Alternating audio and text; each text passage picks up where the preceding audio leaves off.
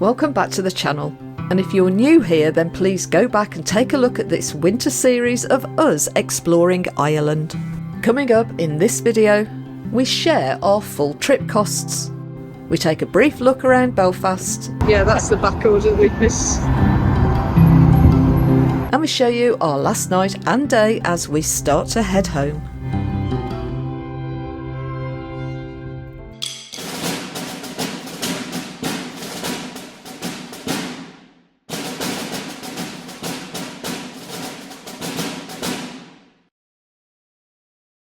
We left you in the last episode having just arrived at a car park next to the Titanic Experience.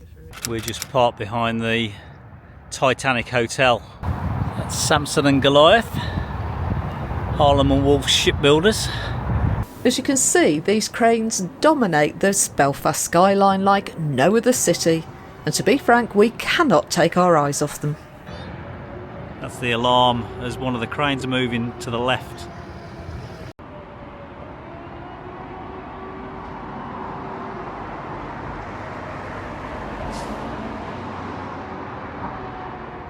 Having been in the latter period of the UK's heavy engineering industrial capability in drop forging, I can really connect to how these two cranes define what we were used to be able to do. Of course, it's all moved now to China and Asia, I guess. I'd love to know what it's like to be up there all day, every day as a job.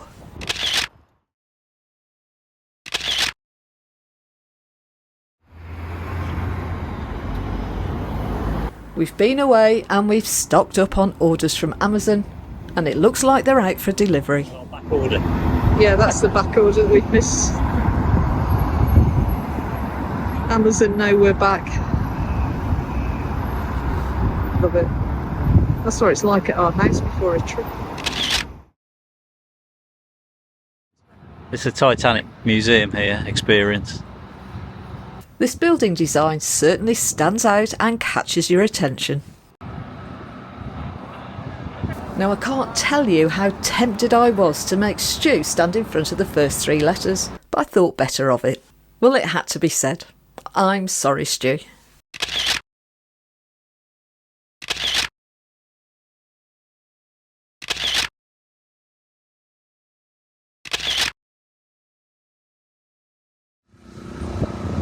Looks like there's a lot of regeneration of the area going on.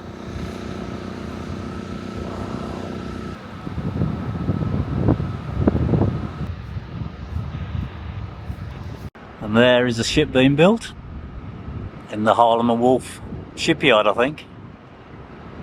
I almost walked past it and then realised it was actually a ship. As you can see, the crane's gradually moving its way along to that ship that's been built or refurbished. I think it's been built by the looks of it.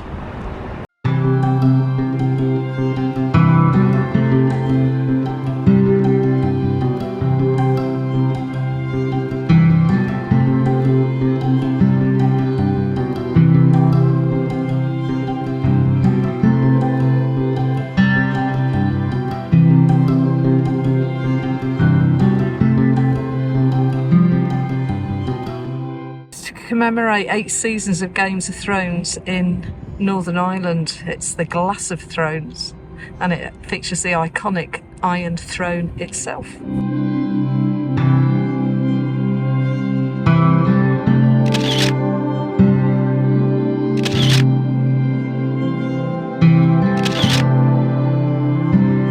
At the back of the exhibition building, they've laid out the Titanic and the sister ship where it was in dock here, and you can see it's laid out with a size. I don't know if you can see on the floor is the lifeboats here. Give a sense of the size of the ship. Looks like there's a game of cricket going on. So when we arrived, the first crane was there, and it's worked its way.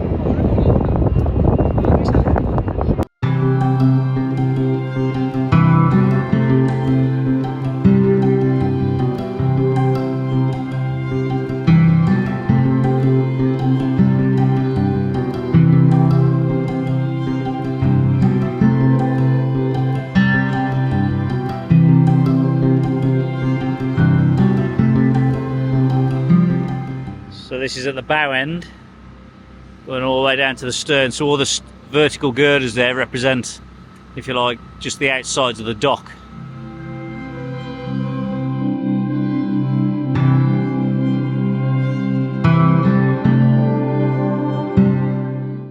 Okay, you have a couple of minutes to guess what this is before Stu explains.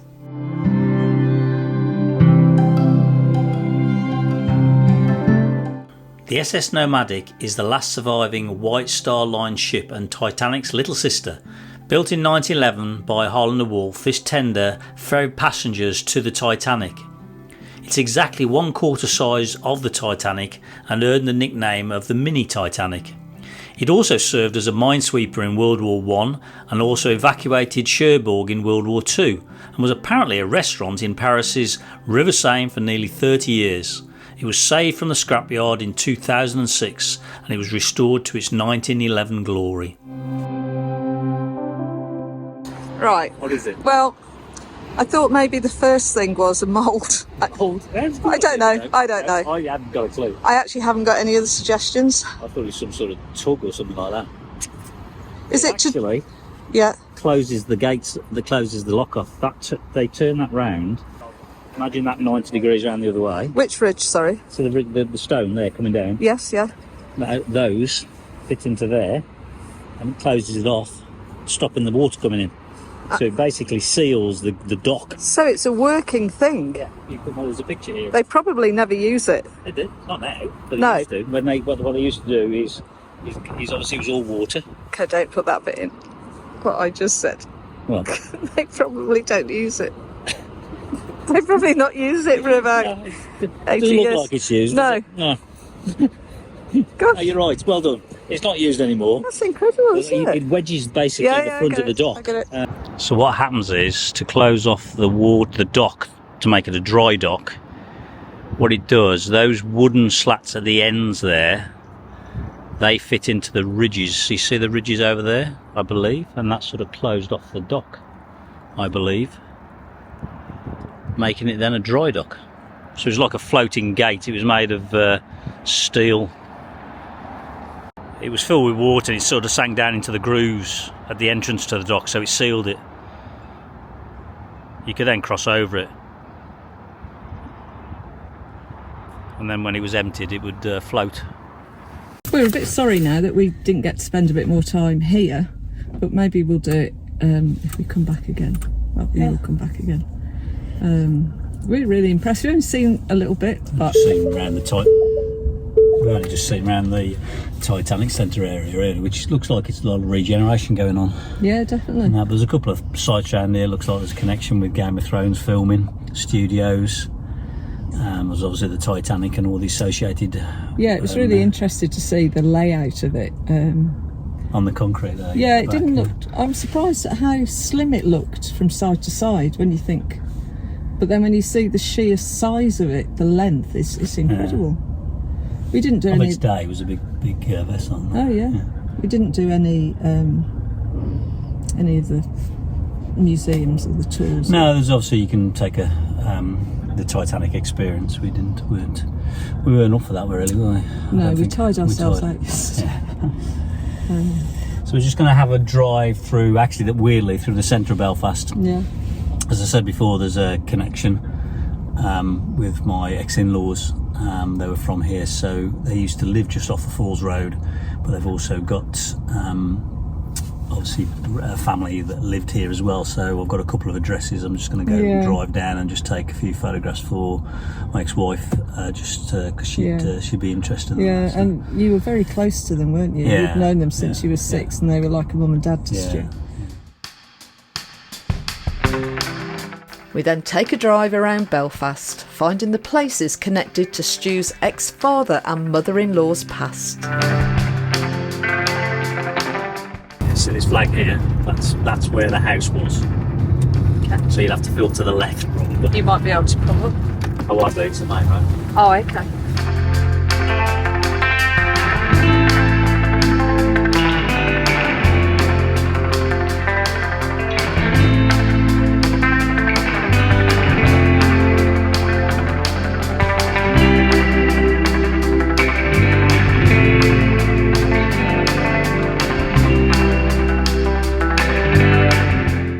happy to slow down? Yeah, I've got a file up on next bit. Okay.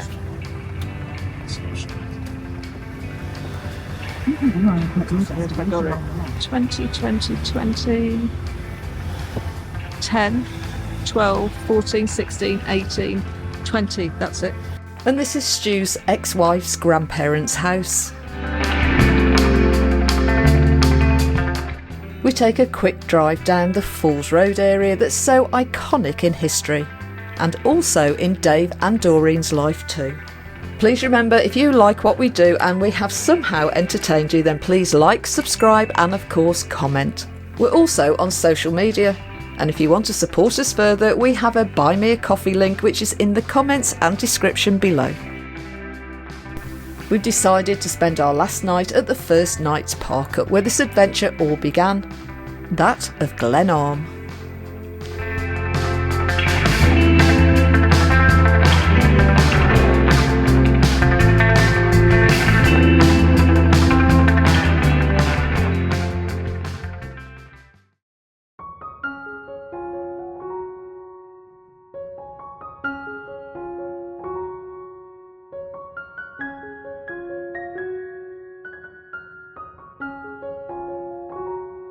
It's early, and the final morning arrives, and despite a heavy heart, we feel Ireland is giving us a farewell wave as we head towards the ferry port at Larne.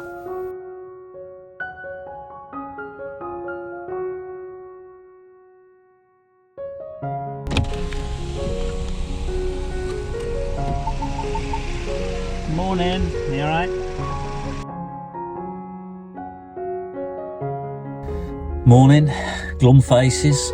It's a lovely morning. It's a beautiful morning. Yeah. We stopped at Larne, which was the first park up on our way on the series when we first landed that. So Yeah. we stopped there last night, and I wouldn't say we had a bit of a disturbed sleep. Somebody banged the van. It was only about 8 o'clock, but it was enough to put me on edge then for the rest of the night. But there was nothing else, to be honest. Yeah, they banged twice on the front of the van, which is weird. I'm assuming they probably just took the dog for a walk and decided just to... Stu said this morning maybe they were taking a dog for a walk and the dog jumped at the van. The problem is he just said where just set me on edge. No. So I put the CCTV out at that point, but there was the rest of the night. And then spent about an hour. It was quite a stormy night last night. It was really stormy, yeah. It was nice to It's go clear out. this morning, and there's a beautiful drive down from Glenarm down to Larne just as the sun rises here. But I wasn't first in the queue. You'd be happy to know. We were third. I don't think that's ever happened to Stu. He's like, oh, I've lost my title. Just so relaxed. Yeah, it's sort of 5 to 7. We're catching the 8 o'clock ferry, so I guess they start loading us up about 7:30, I guess. We're just having a cup of tea because we didn't have anything. So that's it, yeah. So it's been 9 weeks, 60, I think it was 63 days. Yeah, 63. We've 63 days and 63 days of wild camping, really. There was only one place where you could half say we stayed somewhere, which was outside Buckfield Inn, which you could count as a site, but it wasn't a site. It was parked on the side of the road, so in their car park. But 63 days wild camping. It's gone quick, to be honest. It's We said if we wanted to, we could carry on. Whilst we're waiting to board the ferry, I will share with you the costs for the trip, and as ever we slightly exceeded our budget. However, what we have received in return is invaluable. So some key stats are: we have driven 3,250 miles over the 63 days and nights. With Harry that works out at 29 miles to the gallon. Fuel was £824.21 plus £35.21 for AdBlue. The ferry from Cairnryan to Larne and back again, plus the one journey across Strandford Lock, came to £340.18.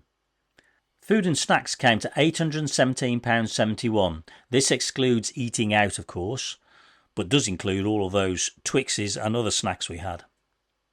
LPG was a great figure of just £7.53, as the Bluetti power bank really makes a difference on kettles and the odd meal cooked with it. Eating out was £962 and a penny, which was our biggest category, but you have to immerse yourself into the cafes, bars and restaurants to get to feel the heartbeat of Ireland, and to be honest, we love giving something back to the Irish economy. Now for some this next category may be controversial, but we spent just £10 on sites and campsites, which was one night at the Buckfield Inn. Now there were sites open, but some were closed for the winter, so you may have to look around. We have a budget, and as such we like to spread it around in all of the other categories that we feel support the local businesses and shops, or at worst jobs for the locals in the bigger chain shops. Quite simply, if we spent our budget all on sites, our money wouldn't go very far. Laundry was just £53.21. Attractions for 6 locations was just £58.12p, with many places being free. So well done Ireland, as this makes its history accessible to all, unlike the UK, which is prohibitive from a cost perspective. And another category that Ireland has got right is parking at £11.28. Again, they want you in those towns and villages, and councils can see the bigger picture supporting their businesses. Again, unlike the UK in our opinion. The miscellaneous category comes to £126.43, but this again includes amenity sites to drop off rubbish at £42.93. So please be responsible on this perspective. It's tough, but we have shown you a solution, so respect the areas you visit. This category also includes washing Harry a few times. So all in all, that's £3,245.69p for 63 days and nights, which is £340.65 a week.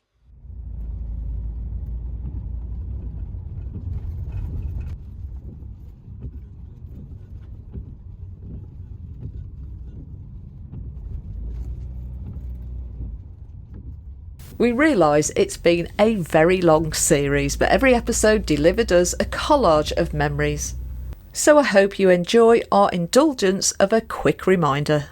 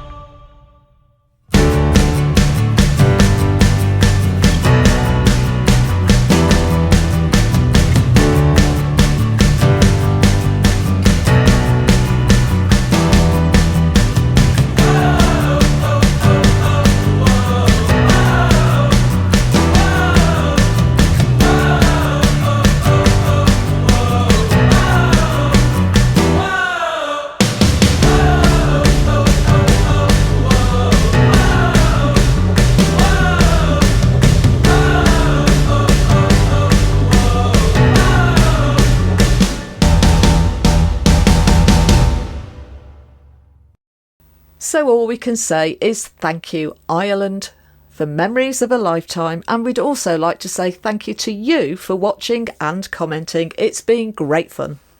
And we really hope that you stay with the channel as we continue to share our life on the road with Harry.